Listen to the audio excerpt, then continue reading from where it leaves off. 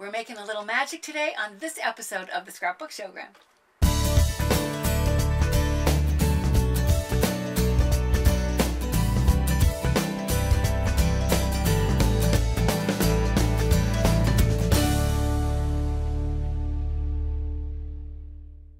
Hi, I'm Sandi Genovese and welcome to the Scrapbook Showgram. Well, I said we're making a little magic today because we're going to learn how to create something that when I was a kid we called them a Chinese wallet. You can see that I have three that we're going to look at today. First of all, let's start with the one. This actually I'm using to feature summer photos. When I open it the normal way, like you kind of open a book, there's a picture of Ori on one side, and the photo on this side, you can kind of tell it's a sunflower. But if I close, and this time I open, the arrow indicates that you can open from either side, what happens is it magically switched sides. So now the sunflower is visible, and you can't really see Ori. When the ones that we had as a child, I think they were called a Chinese wallet because they were the size that would fit a dollar bill, and you'd move it back and forth. And of course, as a child, a dollar bill seemed like a big deal in itself, but the fact that it moved back and forth was really cool. The ones that I had, the two edges came together in an X, but the key is that there has to be two on this side and two on this side. This die cut does not have to be here, or it can be here. I kind of wanted to shield what was going on until you moved it to the other side. But so I added that, but it doesn't have to be there. You just need double strips on this side and double on this side. And when we go and we look through these other examples, you'll see that the width of the strips is also different. This is used as an example to show a baby announcement. So here you can see when it's sitting this way, a picture that features Addison when she was a little baby. And here is where I would print out the birth information. When I close it up and open it from the other side, now it's kind of hard to tell just who is that little baby. Well, over here is where you would see the birth announcement. It really focuses your attention there. And once again, the width of these strips can vary, and the placement, can move up and down. You just need the two on this side and the two on this side. The way they weave in and the way that they're attached inside is what's critical to making it work. The one that we're going to do today is holiday themed. I know, we're not anywhere close to December. Truly, I know. But I've had a number of comments on the website from people who said, if we're going to make holiday cards, we like to start a little early so that we're not rushed, and we like to plan what we're going to do. So as long as all three of these are made the same way, I thought that I would show how to step this one out using the holiday theme.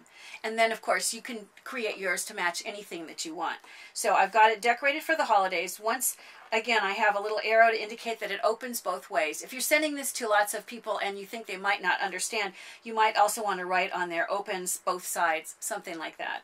So if I open this way, there's a picture of my sister and brother and I, and there would be room on this side for a Christmas letter or information that you want to share with the friends that you're sending your card to. And once again, if I close it and open the other way, now you have no idea who's here, but you would have the information that you would print out from the Christmas letter. So in order to start, we're going to start with the creation of the actual booklet itself. You're going to be surprised. I know I've said this in the past, but it really is very easy. So what I did was I picked the colors that I wanted, and I'm going to start with, these happen to be 4.5 inches this dimension, and it's 7 inches this dimension. And I picked those because I knew I was going to include a photo. And sometimes if you want the photo to not have to be trimmed at all, then you want it to accommodate a 4x6 photo.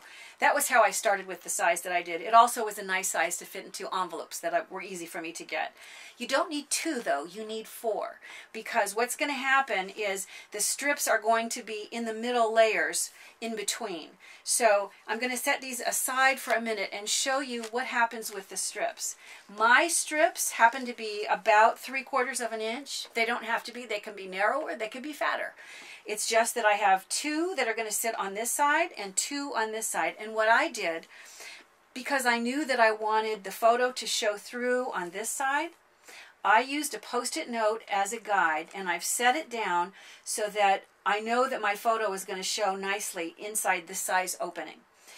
I use the same Post-it note to indicate where I want to place this one. So this is just a guide to indicate the position of these. And when I turn this over, you can see that I've already fastened around the corner on what's going to be the inside of the card, I've fastened those first 2 strips down using this guide as to where I'm going to place them.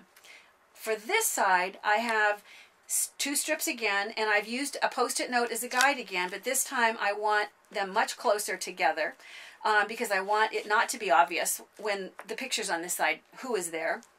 And it's the same thing. If I peel this off and put it down here, this was the guide that I used to position both of the strips. So that's how I got that position. And if I turn it over, you can see that these have been glued as well. My strips that I had just happened to be this length, and I was too lazy to get up and trim them. You really, as long as you have about 1 inch is all you need. I just happen to have longer, so those are stuck down. The key to making this work, and I'm going to go ahead and get rid of my post-it notes, is the way that these weave together. So these are going to go under. This side's going to go under here, and this side is going to go under here, so that when I weave them together like so, that's going to create that Chinese wallet. And the second part of the magic trick, this top portion is never glued. It's the underside that's glued. So what I'm going to do, I think the easiest way, at least what I have done, is I've just placed my adhesive on the portion that I know is going to stick. And you would really put more adhesive than this, but this will be enough for it to hold together for me to show you. So I have the adhesive where I want it to stick. I'm going to slide it into place. I'm going to make them nice and flush, you know, lining up the edges, both the top and the bottom, and the side edges as well. And when I have it nicely done, I'm going to press so that it's glued now on the back side. And then, because you don't want to see all of these glued edges, you're going to go back with the second matching front and back and put your adhesive. You know, while I have this, let me tell you a tip. In my studio, I have a lot of sunlight, which makes it easy to work, but I don't know if you can see the fading that's happened on this side. All of my paper I turn so that, in this case, this is beautiful textured paper from Basil. So what I do is I have my paper sitting with the inside facing up, and that way any of the deterioration doesn't happen to the side that I'm going to really use. I'm going to go ahead and place this right over the top of the one side, and then I'll put adhesive, just a little bit, to cover over the other side, and that is going to hold in place all of those strips. This is going to be the inside, and when I fold, this is going to be the outside, so that I end up with, if I pull this over and show you, you can see here just how easily. That's like the light bulb moment. It goes together incredibly easy. Now, I did add a number of different details. To start with, let's look at the decoration on the cover. These are simple to do, and I'll pull up what I used. First of all, I wanted to create a striped element, so I've taken one brighter shade of red and then a deeper, more burgundy shade, and I'm going to use this to just create a striped pattern. And I'll start in the middle, and it may not be exactly the middle, but it's close enough to create the stripe pattern. I'll trim off the excess. I'll come out to an edge and position that, trim off the excess, and then come in and space it in between the two as evenly as I sort of can. I'm going to need more, so I will now go to this edge,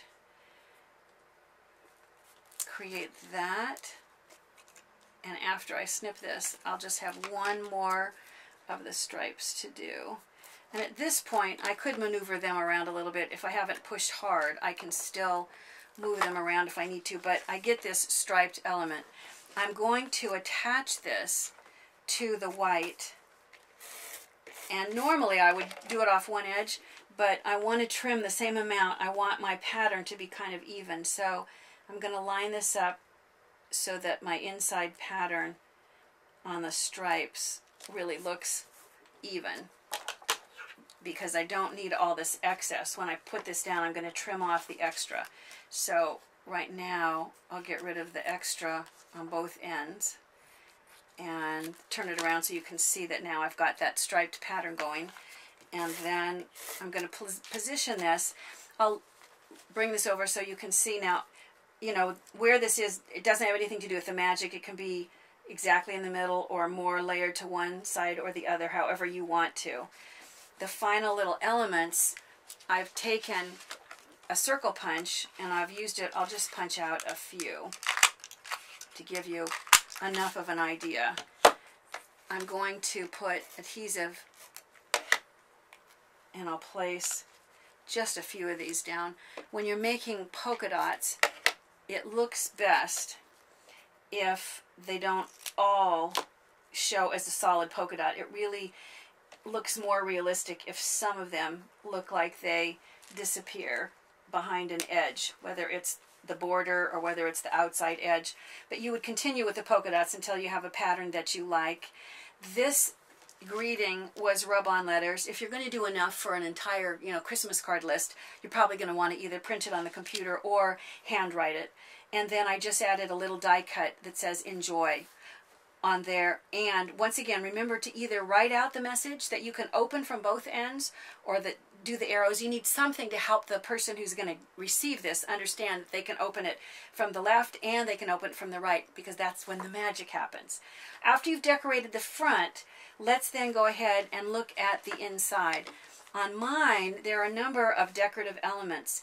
I added more of the stripes here, and I added more of polka dots here. Those elements are completely up to you. I did add a few decorations to the cards that slide in and out, and I thought I would show you a few of those things. So let me pull this up. What I did initially was I took this piece sticker, and I don't want, you know, since I'm going to print out the letter on white, I know that white is not going to show on white. So I'm going to use a red pen to go back and color this sticker. This is a sticker, a laser cut sticker from Mrs. Grossman's, and because they're made from cardstock, you can make them, you know, you can really have your way with these guys. You can make them striped, you know, it could be red and white striped, which would look cute, almost like a candy cane look. You could do any color that you want. You could add polka dots, you know, any pattern. You can just do all the kind of normal things because the paper on which it's cut from is cardstock. So it actually dries quickly. What doesn't dry is where the ink is on the plastic. So I'm going to be a little bit careful. I'll take my tweezers. These are really delicate stickers, and the easiest way to work with them, instead of pulling on the sticker, it's best to just peel the backing away from the sticker until enough of it is loose that you can then use something like tweezers to be able to pull the whole thing off. And then I'm going to go ahead and position it roughly like so. I mean, they're so beautiful. The other thing that I did on mine is I added with a punch these little holly leaves and a few other little what look like holly berries, and then down at the bottom I've just added this little star detail. This, you know, slides in and out. It has to be loose. This is where the, you know, you can't have adhesive because these are the little guys that are going to move. So you add as many of the details as you want to this side, and as I said, you could use die cuts in order to put, I had stars in here. I just did it because I want the photo that's in here to be covered, so you could take your die cuts and just make sure that you only put adhesive so that it's attached here. You don't want to make sure that you don't have any adhesive sticking and holding that in place because it has to be able to move. For the other side, what I did was I took the photo and I basically positioned it so that it was in the middle. So I'm going to put adhesive on the photo. And I know that I'm going to have to trim off, there's a little bit of extra that allows me to trim off some off of both me and my sister without, you know, without losing anything important. So I'm going to place that in the middle, and I would probably, if you're doing a bunch of these, you'd want to trim all of, you know, figure out where you need to trim it and just trim them all stand at the paper cutter and do a whole batch at once. The next element that I'm going to do, if you're doing a bunch of these, you're not going to want to do this. I went back and added these colored stripes, and there's not time to do a whole bunch of them. I'll try to just do a couple so you get the idea. But I took the two colors that I used for the cover. The polka dots were the lighter green, and then the background was this darker green. I like that combination so much together. I went back and I added just stripes in these two colors. So I'll do enough for you to get the idea. But obviously, if you're doing a whole bunch of cards, you're not going to want to do anything that's tedious. You could either just attach it to a piece of printed paper that already had a pattern that you liked. Or, you know, you may want to use a photo that's vertical and where the photo takes up the whole idea. So once you've got that, all of the stripes positioned, then you trim off the excess. And if I bring back up my original, you can see, if I pull this out, this was white to start with as well, but there was really no reason that I couldn't have just made it either the dark or the light green and then added the other stripes on top. Would have been just as easy. And then once again, I just used my star punch and my heart punch in two different sizes to be able to create these elements as well, so that when this now slides in between those layers and the personal note slides in the other side, the magic one more time. Open one way, there we are. Open the other way, there we're not. You know, this type of card, it provides the perfect place to feature a favorite photo and a personal note. It's surprisingly easy to make, and it's really great fun to receive. I love hearing your comments. Be sure to subscribe and share us with your scrapbooking friends. And I know it's a little early, but happy holidays. Bye for now.